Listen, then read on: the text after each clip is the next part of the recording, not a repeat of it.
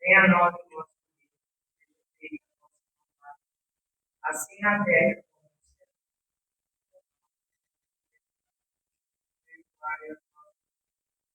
Assim como nós perdoamos vocês, as vidas do povo,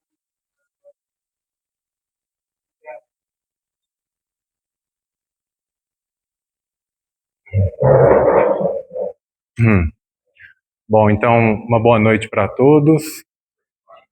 Que Jesus nos abençoe neste momento de estudo, de aprendizado, momento de esclarecimento, momento onde realmente nós, ao compreendermos as mensagens trazidas pelo Mestre, desdobradas pela doutrina espírita, nós alcançamos a libertação.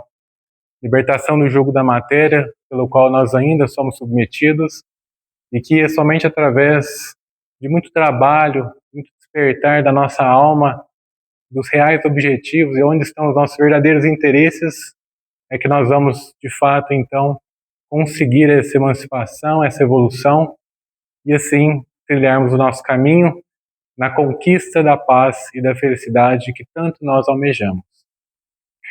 O tema objeto dos nossos estudos desta noite, dentro de O Evangelho segundo o Espiritismo, nós estamos no capítulo 1, Não Vim Destruir a Lei, e coube-nos, portanto, trazer uma reflexão acerca dos itens de números 5, 6 e 7, intitulados por Allan Kardec como O Espiritismo. Corria o ano de 1854, quando o professor Léon Hippolyte Denis Rivaio, mais conhecido por nós como Allan Kardec, ouve falar pela primeira vez acerca dos fenômenos das mesas girantes.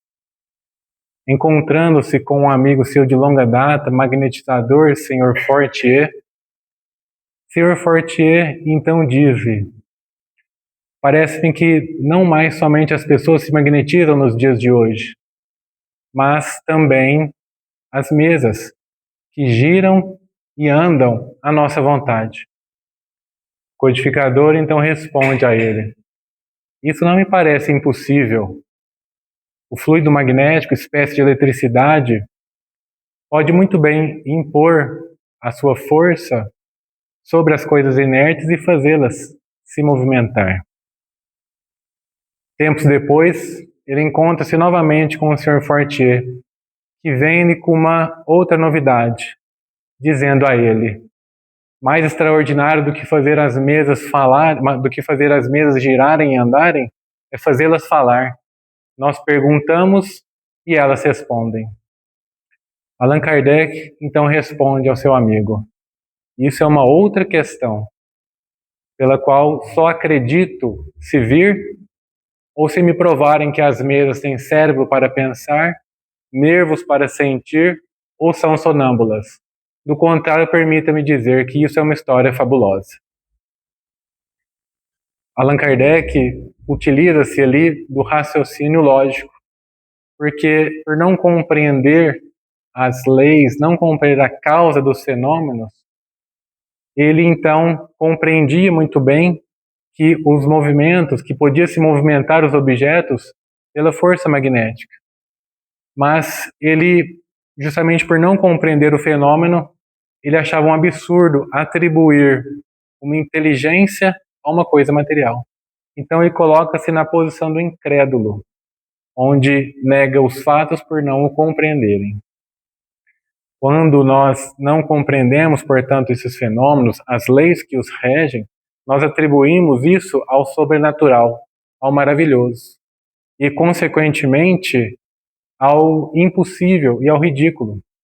Mas, uma vez compreendido essas leis que os regem, nós então percebemos que o maravilhoso desaparece. E tudo que pode repugnar a razão, porque nós compreendemos a possibilidade daquele fenômeno, da execução daquele fenômeno.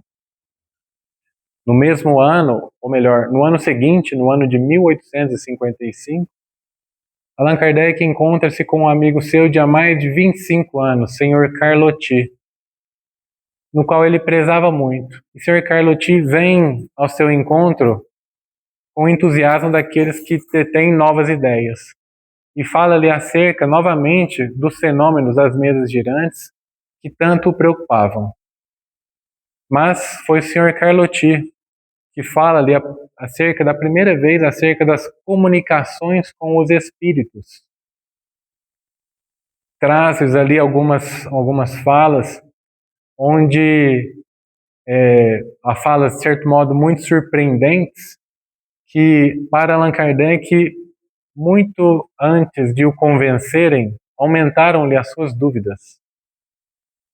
Mas o Sr. Carlotti ainda diz a ele: um dia você será um dos nossos. No qual Allan Kardec, então, pela consideração pelo seu amigo de longa data, responde: não digo que não, mas mais tarde veremos.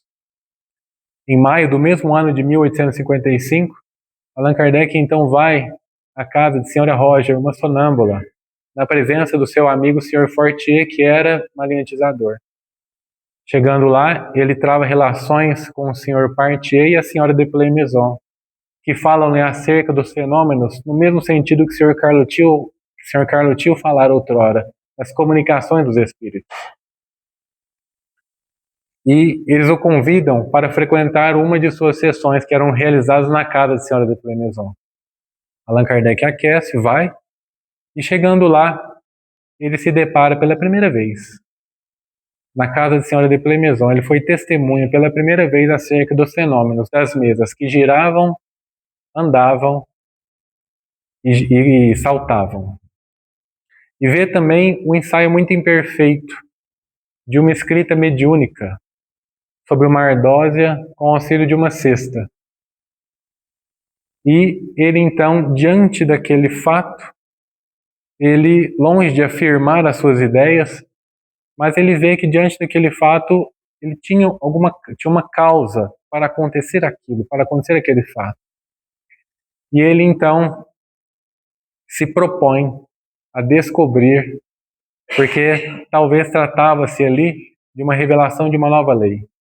Muitos atribuíam aquilo a aparentes futilidades, fenômenos que eram considerados por muitos como passatempo, mas ele entrevê naquilo algo de muito sério, onde ele então se propõe a descobrir o que se tratava, o que regia aqueles fenômenos. Numa dessas sessões na casa da Senhora de Pleymaison, ele conhece a família Boudin. O Sr. Boudin convida-o para uma de suas sessões que aconteciam semanalmente, no qual Allan Kardec torna-se mais tarde assíduo frequentador. Chegando na casa de Sr. Boudin pela primeira vez, os médiuns eram as senhoritas Boudin, que através da escrita mediúnica traziam mensagens seguidas, tanto mensagens dos espíritos, mas também respostas que eram propostas ali na hora. Mas, para a surpresa de Allan Kardec, trazia também respostas a questionamentos que eram formulados de forma mental. Então, diante de toda essa evidência, Allan Kardec constatou que, de fato, havia uma inteligência por detrás desses fenômenos. E foi ali, portanto, na casa de Senhora da família Boudin, que Allan Kardec faz os seus primeiros estudos sérios acerca do Espiritismo. Não tanto pela revelação, mas mais no campo das observações. Então ele diz: logo compreendi a gravidade da tarefa que iria empreender. Entrevi naqueles fenômenos a chave do problema, tão obscuro e tão controvertido, do nascimento e da morte. E do passado e do futuro da humanidade, melhor dizendo. Do passado e do futuro da humanidade, cuja solução sempre vivia a procurar.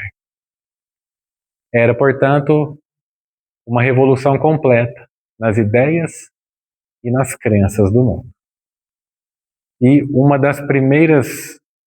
dos primeiros resultados das observações de Allan Kardec acerca dos fenômenos foi perceber que os espíritos eram as almas dos homens e que por isso não detinham a soberana sabedoria nem a soberana ciência, e que o seu saber era de acordo com o seu grau de adiantamento. E a sua opinião não tinha um valor maior do que a sua própria opinião pessoal.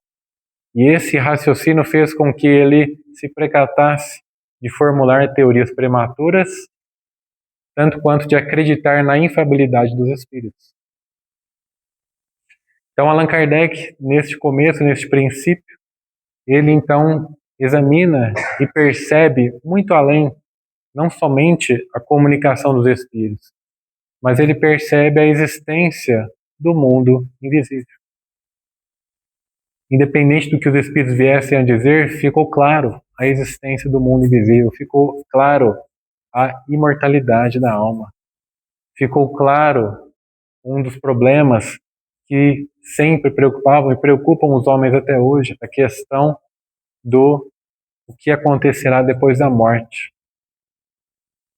Então o Espiritismo vem nos esclarecer acerca deste mundo invisível que nos cerca, deste mundo invisível que nós vivíamos submersos sem o suspeitarmos, cercados por ele sem nós suspeitarmos, mas também nos traz o esclarecimento das leis que o regem, tanto quanto do estado e da natureza dos seres que o habitam,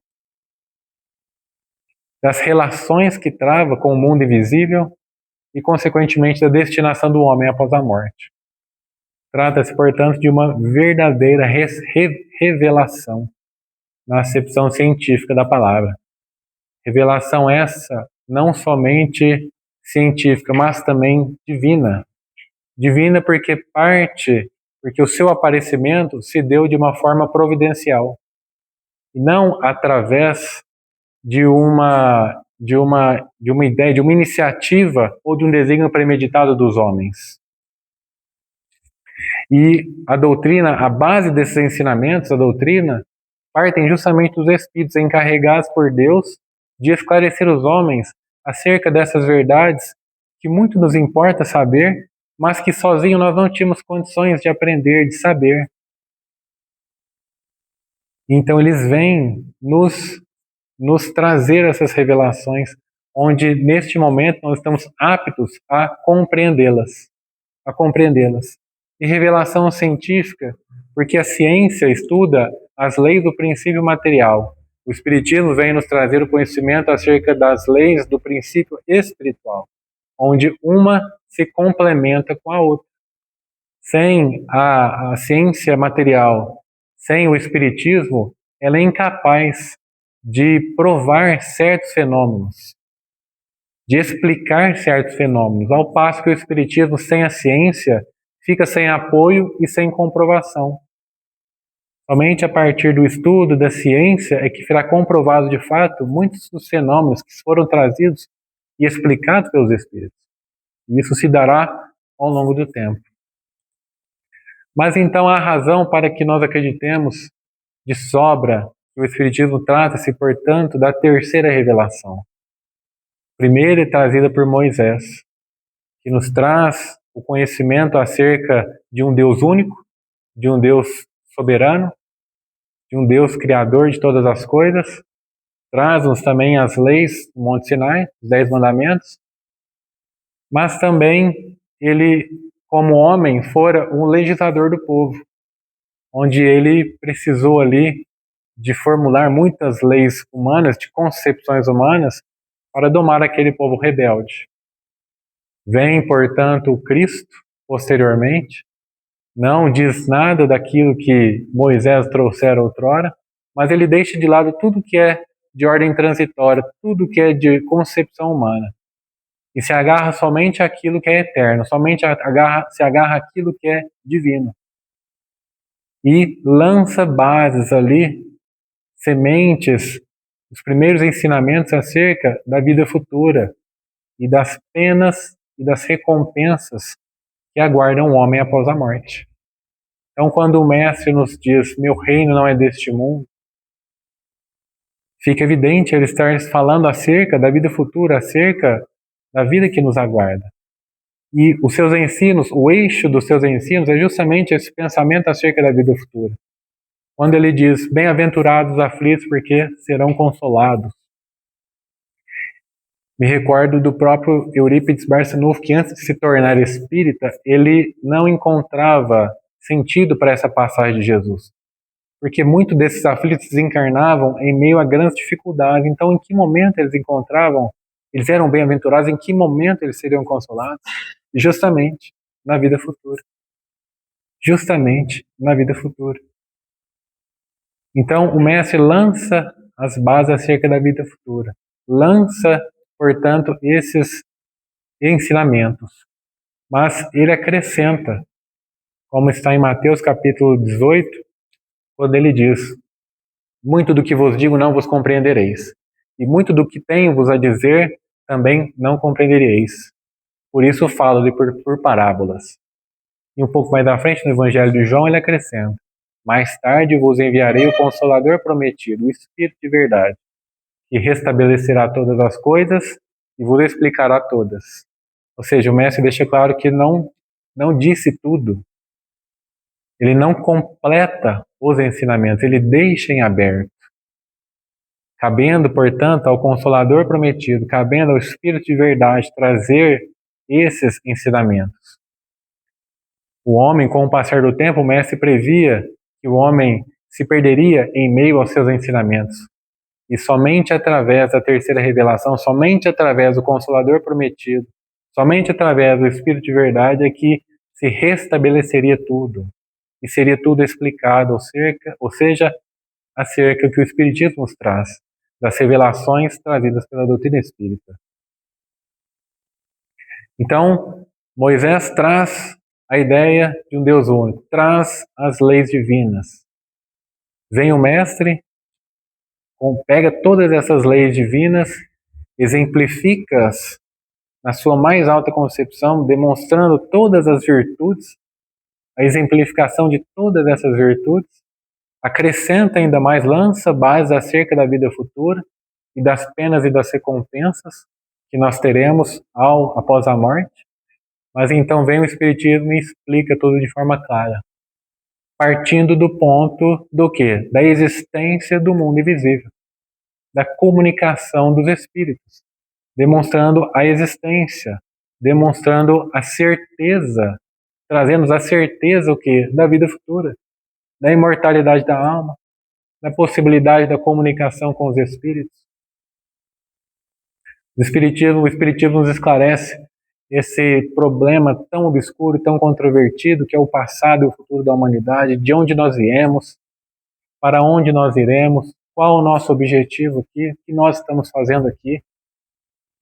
O Espiritismo, através da lei de reencarnação, um dos pilares da doutrina, uma das principais leis divinas, que muito nos explica as nossas condições de hoje, que somente ela, através dela, é capaz de explicar o sofrimento, o porquê de nós sofrermos, a nossa condição que nós nos encontramos hoje, o porquê sofremos, o quanto sofremos, o porquê nós estamos em determinada posição, tanto quanto as nossas aptidões, tanto quanto os nossos defeitos, as nossas más tendências, o porquê de alguns desencarnarem tão cedo, tão jovens, muitas das vezes não tendo vivido quase nada. Onde é a justiça aí? Onde é a justiça? Somente através da compreensão da lei de reencarnação. Os Espíritos, em um livro dos Espíritos, nos trazem uma ideia muito interessante acerca da reencarnação, quando eles definem ela como a porta do arrependimento. A porta do arrependimento. Nós, quando desencarnamos, muitas das vezes, quando muito erramos, quando percebemos muitas das vezes oportunidades perdidas, ou quando nós não detemos o conhecimento, o esclarecimento, e muito assim nos comprometemos e erramos, ao chegar no plano espiritual, ao se deparar com a realidade da vida, ao nos lembrarmos dos objetivos e dos compromissos que nós fizemos antes de reencarnar, quando nós nos entregamos ao desânimo, ao sentimento de culpa, de remorso, onde nós nos fechamos, vêm os amigos espirituais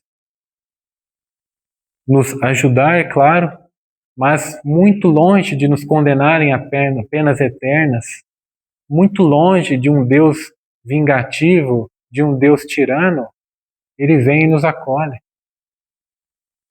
Todo o nosso sofrimento cessa quando nós nos voltamos para o bem, com sinceridade, com fervor. E então, uma nova oportunidade nos é dada. É aberta a porta do arrependimento. Me recordo muito da passagem de Jesus, quando ele ressuscita Lázaro. Quando estava lá Lázaro fechado na caverna, todo atado, fechado, nós podemos interpretar que somos nós, ali atados no remorso, na culpa, ali não nos perdoando, fechados ali na caverna das nossas culpas. Mas então o mestre diz a ele: desatai-o e deixai-o ir. Ou seja, tira essas culpas, tira esses remorsos dele, ajuda-o, desata esses nós de culpa e de remorso e deixa-o ir, ou seja, deixa ele voltar, deixa ele reencarnar, deixa ele tentar de novo. Então, a doutrina espírita nos traz o conhecimento acerca dessa misericórdia infinita de Deus para conosco, desse amor infinito de Deus para conosco. Na concepção de Moisés, Deus era um senhor tirano, um senhor vingativo, um senhor dos senhores, ali, senhor muito, muito tirano. O mestre já nos traz uma concepção de divindade de um Deus Pai, mas aí a doutrina espírita nos traz a concepção e os atributos da divindade. Um Deus justo, um Deus bom, um Deus que é amor, um Deus onde o seu determinismo divino é o do bem, regido por uma só lei, a lei de amor. Então, tudo que nos é ofertado, nós pararmos para analisar com os olhos de gratidão, com certeza, nós veremos o amor de Deus, o tanto que nós estamos sendo ajudados, o tanto que nós fomos ajudados. Porque se nós nos perguntássemos, talvez aquilo poderia ser algo muito pior. Então nós enxergamos ali a presença da divindade e o tanto que ela nos cerca, nos dando a oportunidade de reparar o nosso passado, nos fortalece através dos nossos amigos espirituais, dos nossos anjos de guarda, guia as nossas vidas, nunca nos desampara, independente do que aconteça, jamais nos desampara, jamais nós estaremos sozinhos, nos dá a bênção do esquecimento do passado, para nós termos condições de enfrentar, de estarmos diante daqueles que nós prejudicamos ou fomos prejudicados outrora. Nós ainda não temos essa força moral para saber de tudo o que nós fizemos outrora. Mas vem a bênção da divindade e nos fornece a bênção do esquecimento, onde então por hora nós temos um pouco de paz. Por hora nós não somos assaltados pelo remorso, pela culpa. Por breve momento nós temos condições de nos defrontarmos com os nossos algozes e com as nossas vítimas de outrora e reparar o nosso erro. O perdão de Deus muitas das vezes se resume na oportunidade de reparar o mal que nós fizemos outrora. Não somente em nós nos arrependermos estaremos quites com a lei, não. É necessário que façamos o bem. E o perdão de Deus se dá através da oportunidade de voltar e reparar o erro que nós cometemos outrora. Então, o Espiritismo nos esclarece acerca de que nós somos criados simples e ignorantes. O Espiritismo nos esclarece que todos nós temos que como por objetivo a evolução, evoluirmos. E que essa evolução se dará em maior ou menor tempo, a depender da nossa vontade e da vontade com que nós obramos, do nosso trabalho. Uma outra lei divina, trabalho. Através do trabalho material, nós nos desenvolvemos intelectualmente e assim nós teremos condições de compreender as grandes verdades morais. Trabalho da nossa alma, trabalho da fraternidade, trabalho da caridade. Nós então nos desenvolvemos a nossa alma, nós desenvolvemos as virtudes latentes em nossos corações. Então nós evoluímos, tanto no saber quanto no amor, tanto na razão quanto no amor, tanto na aquisição da sabedoria quanto na dilatação do nosso amor. Então o Espiritismo nos traz todo esse conhecimento e nos traz também a solidariedade, que liga o mundo invisível para com o mundo invisível e reciprocamente. Porque nós podemos auxiliar, sim, os desencarnados através da oração. Leon Denis, no livro Depois da Morte, nos fala que uma das maiores caridades que nós podemos fazer é orar por aqueles que desencarnaram. Essa é uma das maiores caridades, o tanto que ajuda esses nossos irmãos. Nós mesmos podemos dizer, quando nós frequentamos uma reunião mediúnica, quantos espíritos que vêm pedindo orações, espíritos que muitas das vezes, quando encarnados, nem cogitavam Deus, nem cogitavam oração, nem religiosos eram, mas, uma vez em espíritos, despidos do corpo de carne, compreendem o valor do pensamento e o valor, a grandeza da oração, o tanto que os ajuda. E um dos maiores benefícios que nós podemos trazer ou fornecer aos espíritos é justamente o nosso testemunho, vencer a influência material, demonstrar a eles que podemos, em que temos condições, sim, de reencarnar e vencer as nossas más tendências, tanto quanto os convites da carne, seja através dos prazeres mundanos, seja através das paixões mundanas, vencendo a nós mesmos. Quando nós damos um grande testemunho, quando nós vencemos a prova ali da abnegação, onde nós resistimos ali às oportunidades de nos deixarmos levar pelos excessos, nós damos uma grande demonstração a esses espíritos que nos cercam. Como Paulo de Tarso mesmo dissera outrora, na carta aos Hebreus, capítulo 12, versículo 1, vós viveis cercados por uma nuvem de testemunhas. Uma nuvem de testemunhas. Então nós somos cercados a todo momento pelos espíritos, pelo mundo invisível. E eles, logicamente, se detêm naquilo que chama-lhes a atenção. Então, a partir daquilo que nós desejamos, eles vêm então ao nosso encontro, espíritos da mesma ordem, que têm os mesmos desejos.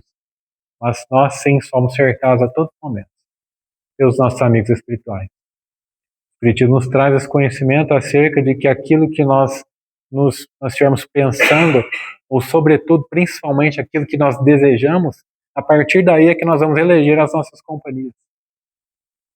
E quem não quer ter boas companhias ao seu lado? Quem não quer ter boas companhias ao seu lado? Quem, através do bem, desejando o bem, pensando no bem, sentindo o bem, procurando abafar as más tendências, não fazendo se demorar em nossos corações, tanto como em nossas mentes, os pensamentos mundanos, então nós estabelecemos, de fato, essas boas companhias ao nosso redor. Essas boas companhias ao nosso redor. E a solidariedade deles para conosco, vindo justamente trazer os seus relatos, vindo trazer o relato daquilo que eles encontraram após a morte. Me recordo do benfeitor Emmanuel, no livro Missionários à Luz, no prefácio da obra, quando ele diz: congregam-se encarnados e desencarnados de boa vontade, construindo juntos uma ponte onde a humanidade transporá os abismos da ignorância e da morte. Ou seja, somente através dessa união sincera de encarnado e desencarnado, através da mediunidade, através do trabalho sério e dos espíritos sérios, onde vem nos alertar, não nos dar todo o saber, mas mostrar-nos o caminho a ser trilhado, o caminho a ser seguido, nos trazendo as verdades, é que a humanidade então vai conseguir transpor o abismo da ignorância, ignorância das leis divinas, ignorância do nosso objetivo, ignorância acerca daquilo que nós somos, de onde nós viemos, para onde nós iremos, o que nós estamos fazendo aqui. Ignorância de que muitas das vezes aquilo que nós fazemos de errado, nós julgamos que não terá consequências maiores, mas tudo aquilo que nós fazemos voltará para nós, seja de bom ou seja de ruim. Emmanuel mesmo nos diz no livro Encontro Marcado que não existem homens maus, existem homens ignorantes, que ignoram que um dia vão ter que prestar conta daquilo que estão fazendo de errado. Se eles soubessem, se eles tivessem essa certeza, eles não praticariam o mal. Eles não praticariam o mal. Não fariam o mal. Vencemos a morte. O que é a morte? Qual morte? A morte do corpo? Não. A morte espiritual. Quando nós vivemos somente para as nossas vontades, quando nós somente vivemos para satisfazer as nossas vontades materiais, os nossos prazeres, nós estamos mortos espiritualmente. A nossa alma não está em movimento. A nossa alma não está em desenvolvimento. Assim como o nosso corpo trabalha, o nosso espírito, a nossa alma também trabalha. Então é necessário nós nos movimentarmos, é necessário nós dilatarmos o amor que há dentro de nós, através das virtudes, através do amor, através da misericórdia, da compaixão. O próprio Mestre nos disse: quero misericórdia e não sacrifício. Ele quer o quê? Compaixão, compreensão, misericórdia para com os nossos irmãos, para com os nossos semelhantes. E o Espiritismo nos dá muitas armas, nos dá muitos ensinamentos para que nós tenhamos e demonstremos essa compreensão ao ponto de demonstrarmos compaixão e misericórdia perante os nossos irmãos que erram, principalmente aqueles que nos atingem através de uma ingratidão, através mesmo até de ofensas. Nos dá esse material para vencermos aqueles que nós temos dificuldades, nossos familiares, que tanto nos exigem. O material mais importante que nós temos em nossas mãos para o nosso desenvolvimento são os nossos familiares. A doutrina espírita nos explica isso. Se nós não conseguirmos com eles dar demonstrações dessas virtudes, será muito difícil de nós darmos demonstrações lá fora com os demais. Porque lá fora nós muitas das vezes não temos compromissos tão grandes como nós temos para com os nossos.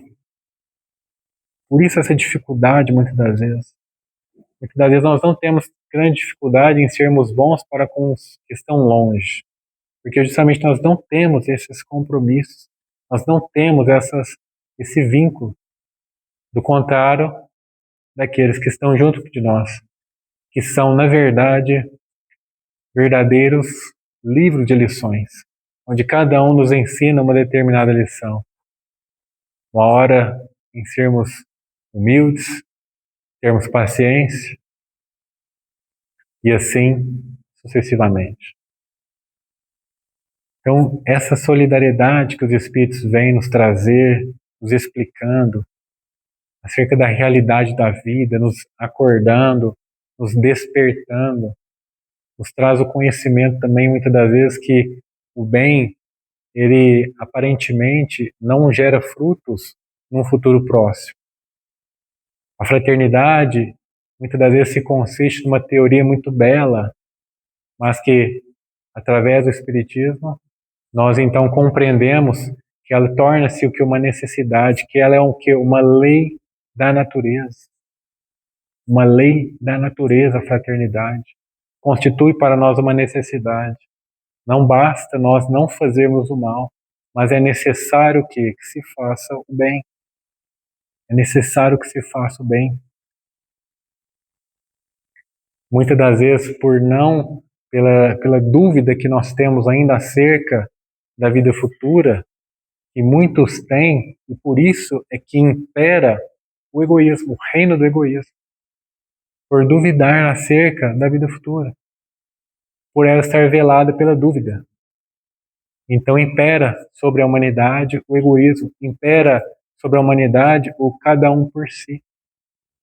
Porque nós julgamos, porque muitos julgam que temos somente essa vida, somente essa vida que nós temos e que vai acabar, não tem nada após esta vida. Então nós nos voltamos somente para nós. Nós queremos somente para nós. Porque só julgamos que temos essa existência. Essa existência.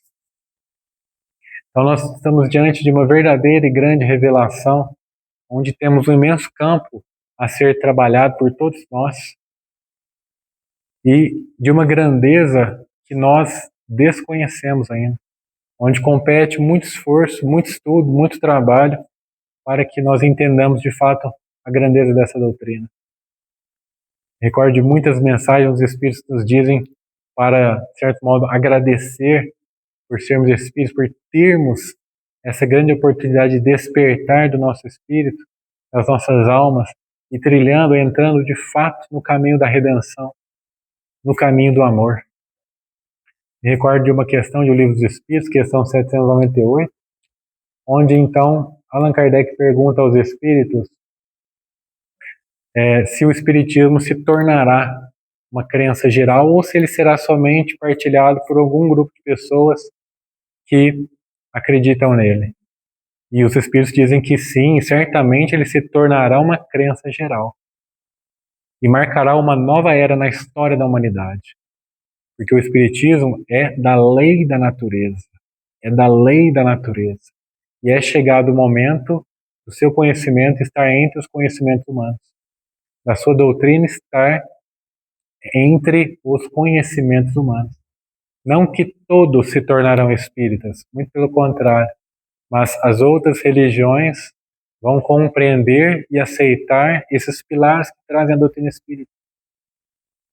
Da imortalidade da alma, da comunicabilidade dos espíritos, da lei de reencarnação, das muitas moradas na casa do Pai, do amor, dos atributos da divindade, da existência de Deus e da aceitação do Evangelho. Então, o que acontecerá é que justamente essas doutrinas, essas outras religiões vão compreender isso. E isso nós já constatamos muitas das vezes. Muitos de outras religiões já aceitam, já compreendem, já não refutam mais a imortalidade da alma, tanto quanto a comunicabilidade, muitas das vezes através da própria mediunidade. Essa luz que seria derramada sobre toda a carne, segundo o nosso mestre. Onde muitos lares, em muitas famílias, em muitos lugares, nós temos ali já a mediunidade, a bênção da mediunidade. Onde nos traz, portanto, a certeza desses pilares.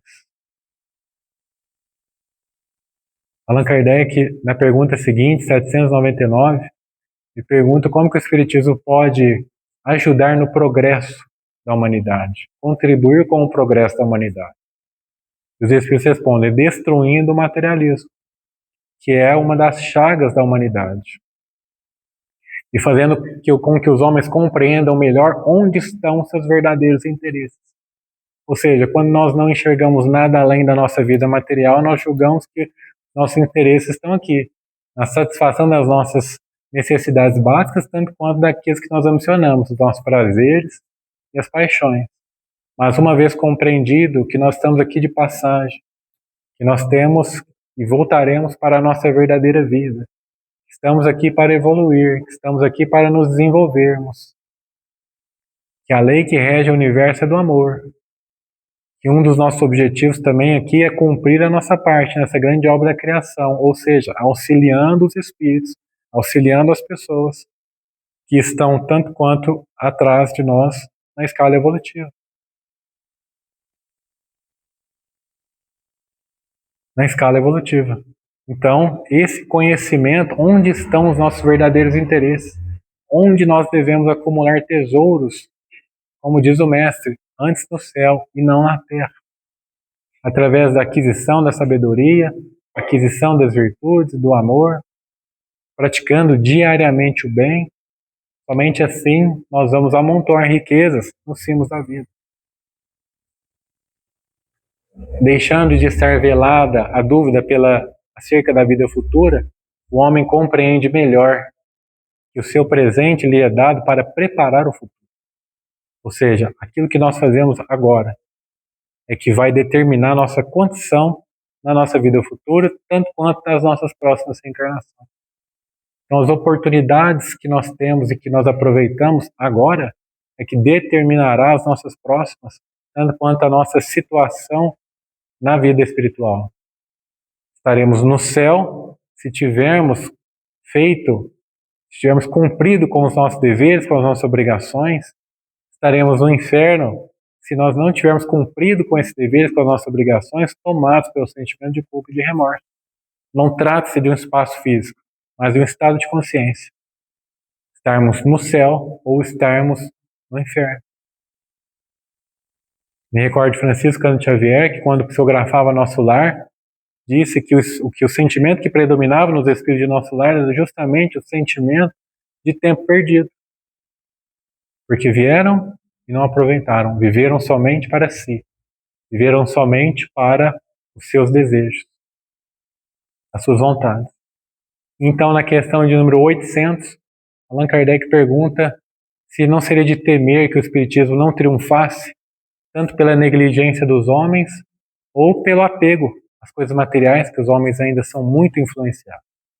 Os Espíritos dizem, Muito pouco conhecem os homens aqueles que acreditam que por uma simples causa é que eles se transformarão como que por encanto. As ideias somente se modificam pouco a pouco, e é necessário que se passe algumas gerações para desaparecerem, de uma vez por todas, velhos hábitos, os vestígios de velhos hábitos. Ou seja, a transformação, a evolução, ela se dá de uma forma lenta. A cada geração que passa, dissipa uma parte desse véu, mas vem o Espiritismo e rasga-o de cima a baixo, do início ao fim. Mas somente através de algumas gerações é que os homens se modificarão. É que nós, de fato, vamos aproveitando de geração em geração, de encarnação em encarnação, esse nosso despertar e fazendo com que o Espiritismo, de fato, de certo modo, triunfe ali sobre nós no entendimento, o despertar do nosso espírito, da nossa alma. Então é necessário que nós tenhamos várias existências no bem, na prática do bem. Na prática do bem. Na prática do bem. Me recordo de Humberto de Campos, uma historinha breve do livro Luz Acima, psicografia do Chico, né? Capítulo 39, intitulado Indagação do Inspetor. Humberto de Campos conta que eles estavam ali numa reunião mediúnica e o mentor ali daquela reunião se manifesta e disse que numa próxima reunião um emissário divino, ali bem próximo de Jesus, viria para comunicar ali com o grupo. Na data aprazada, eles se reúnem, todos ali muito animados, adornam bem o centro ali, a sala de reunião, parecem bem vestidos, animados. O benfeitor vem, dá a primeira comunicação e nisso chega esse emissário divino rodeado de uma imensa luz. Ele toma-se, portanto, ocupa-se do médium mais habilitado do grupo, da reunião, e começa a sua comunicação, dizendo que vinha das esferas mais altas e tal, e pergunta, faz um questionamento para cada um, para que dissesse acerca do que representava o Espiritismo na vida de cada um.